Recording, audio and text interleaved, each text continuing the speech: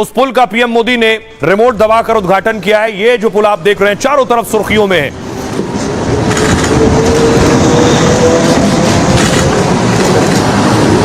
आप देख रहे हैं पीएम ने रिमोट दबाया और ब्रिज खुल गया है और नीचे से इंडियन कोस्ट गार्ड का शिप निकला है। फिर देखिए पीएम ने झंडी दिखाई और ट्रेन आप देख रहे हैं उसी पुल से ट्रेन गुजर रही है।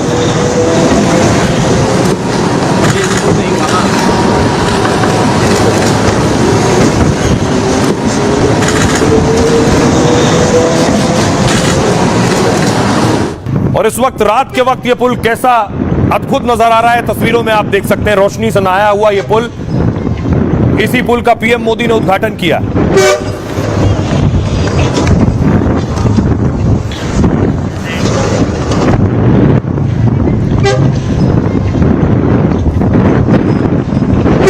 आइए अब आपको बताता हूं इस पुल की खासियत क्या है, क्यों ये सुर्खियों में है और ये अपनी अद्भुत तकनीक के लिए चर्चा में है, जिस तकनीक से इसे बनाया गया है। सबसे पहले देखिए जरा तकनीक क्या है। इस ग्राफिक्स के जरिए ये ट्रेन गुजर गई पुल के ऊपर से, ट्रेन गुजरने के बाद देखिए पुल ऊपर आ गया है और उसके बाद देखिए इसी पुल से शिप गुजर रहा है।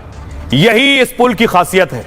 फिर यह पुल नीचे चला जाएगा और इसके ऊपर से ट्रेन गुजरेगी। मोदी ने रामेश्वरम में नए पंबन रेल ब्रिज का उद्घाटन किया है। यह देश ही नहीं एशिया का पहला वर्टिकल लिफ्ट पुल है, यानी इस तरह से उठने वाला। जरूरत पड़ने पर पुल का हिस्सा ऊपर उठ जाता है और इस ब्रिज से 75 किलोमीटर प्रति घंटे की रफ्तार से ट्रेन गुजर सकती है।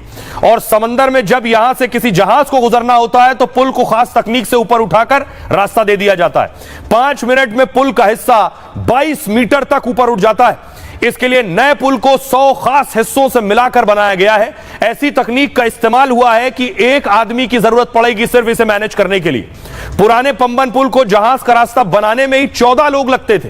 पुराना पंबन ब्रिज 1914 में अंग्रेजों के जमाने में बना हुआ था और जंगल लगने के बाद साल 2022 में जब इसमें जंग लग गया था, यानी रस्ट लगने के बाद उसके बाद इसका पुनर्निर्माण कराया गया। अब 550 करोड़ रुपए की लागत से नया पंबन पुल शुरू हुआ है। खास बात यह है कि इसका शिलान्यास भी पीएम मोदी ने ही किया था।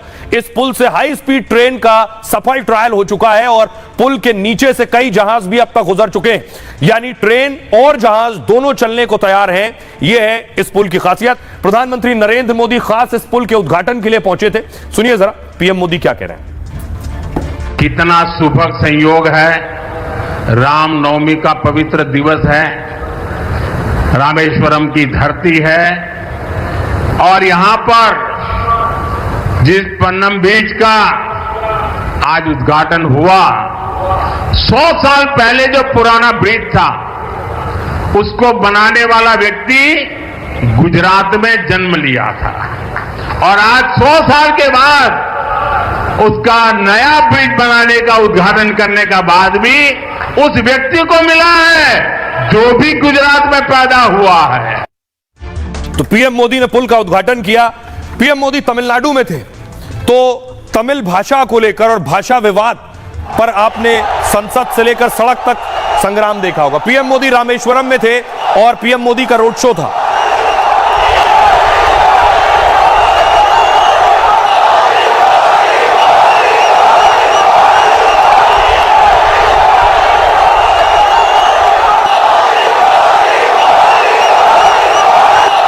तमिलनाडु पहुंचे तो प्रधानमंत्री को यह भाषा विवाद का भी इल्म था। पीएम मोदी ने स्टालिन को उन्हीं की भाषा में जवाब दिया है। स्टालिन हिंदी बनाम तमिल की लड़ाई बढ़ाना चाहते हैं। तमिलनाडु में उनके पास कोई मुद्दा नहीं है, प्रधानमंत्री मोदी को भी यह पता था। देखिए पहले मोदी को रिसीव करने स्टालिन नहीं पहुंचे, तमिलनाडु के मुख्यमंत्री हैं। प्रोटोकॉल यह कहता है पीएम आए तो सीएम जाता है। मेडिकल कॉलेज उद्घाटन में भी शामिल नहीं हुए। आरोप है कि भाषा विवाद के चलते कार्यक्रम में नहीं आए। नीलगिरी में अपने दूसरे सरकारी कार्यक्रम में शामिल हुए। रैली के जरिए स्टालिन ने पीएम मोदी पर निशाना साधा। नए परिसीमन से केंद्र हमारी आवाज दबाना चाहता है। परिसीमन को लेकर मोदी राज्य की आशंका दूर करें। संसद में उन्हें इसे लेकर प्रस्ताव पारित करना चाहिए जिससे तमिलनाडु के अधिकारों पर अंकुश न लगे। मोदी से समय मांगा है, परिसीमन को लेकर ज्ञापन देंगे। नई शिक्षा और 3 भाषा वाली नीति का विरोध कर रहे हैं। कह चुके हैं कि हिंदी थोपने से 25 भाषाएं खत्म हुई हैं। तमिलनाडु में किसी कीमत पर हिंदी लागू नहीं होने देंगे। अब पीएम मोदी ने तमिलनाडु पर वार किया, तमिलनाडु में स्टालिन पर वार किया। ग्राफिक दीजिए प्लीज। मोदी ने वार किया स्टालिन पर, मोदी की बारी थी। और भाषा विवाद को लेकर स्टालिन की पार्टी पर तंज कसा मोदी ने। तमिलनाडु के मंत्री तमिल भाषा पर गर्व की बात करते हैं, मोदी ने कहा, लेकिन मुझे लिखे उनके पत्र और हस्ताक्षर तो अंग्रेजी में होते हैं, आखिर वो खत में तमिल भाषा का इस्तेमाल क्यों नहीं करते हैं? उनका तमिल भाषा को लेकर गर्व कहां चला जाता है? तमिल का गौरव बने स्थानीय भाषा में दस्तखत करना चाहिए। कुछ लोगों की तो हमेशा की रोने की आदत सी होती है। तमिलनाडु को हमने पहले से 3 गुना ज्यादा बजट दिया है। तमिलनाडु में हमने 1400 से ज्यादा जन औषधि केंद्र खोले। हाल के सालों में राज्य को 11 नए मेडिकल कॉलेज दिए गए ताकि अंग्रेजी ना जानने वाले गरीबों के बच्चे भी डॉक्टर बन सकें। राज्य सरकार कम से कम तमिल भाषा में मेडिकल कोर्स तो जारी करे। सुनिए जरा पीएम मोदी का स्टालिन को जवाब। मैं तो कभी कभी हैरान हो जाता हूं, तमिलनाडु के कुछ नेताओं की चिट्ठियां जब मेरे पास आती है, कभी भी कोई नेता तमिल भाषी में सिग्नेचर नहीं करता है। अरे तमिल का गौरव हो, मैं सबसे कहूंगा कम से कम तमिल भाषा में अपनी सिग्नेचर तो करो।